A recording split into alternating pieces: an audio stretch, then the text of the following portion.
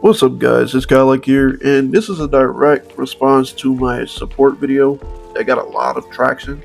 I basically made a video about how supports should approach season 4.5, and the DPSs were mad. So I'm going to make a response video in defense of the DPSs because I do understand the problem. Triple support was annoying in season 4, and the fact that it was used as a crutch for those who were bad in their individual roles was something that drove matches on for way too long. Support characters with fast ult times, such as Cloak and Dagger, created stalemates where players could be stuck in overtime for minutes on end. Dive characters, and characters that had a lot of time between their hits, suffered dramatically due to how powerful healing is.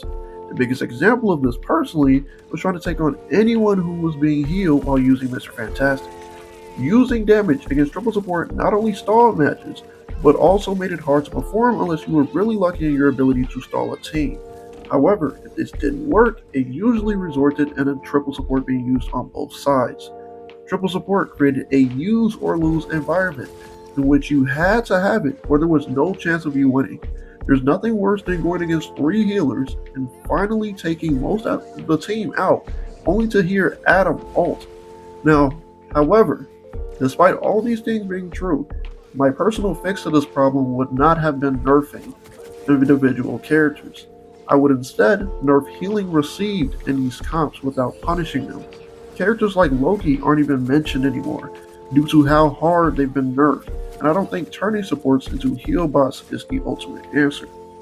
In my personal opinion, every invincibility ultimate needs to be reworked into something unique to create a better environment for sustainability of Marvel Rivals as a whole. Now, I know everybody is on the fence for both sides of this argument, but I think we can all agree, even using a support, triple support was bad. It was bad for the DPS, it was bad for the tanks, it was bad for the support themselves because you felt how long the game was going on too. And it also created pressure, so it was just it was weird, Nobody wants to deal with that. And I'm sure NetEase didn't want to deal with it either, so they just nerfed whatever they could to get rid of the problem. I agree with the DPSs on that, and I agree that it needed to go. However, there's ways that it could have been done. We're not disagreeing on the fact that it was bad for the game. We're disagreeing of how it was removed and how it was handled. Now, I think everybody can have an honest conversation about how support should be handled in the future, and I want that to be something that is possible within my comment section. However, we do not need to resort to insults on either side. I think that this is a very good conversation between the community, and this is an opportunity for both sides to learn from each other. That is the ultimate goal.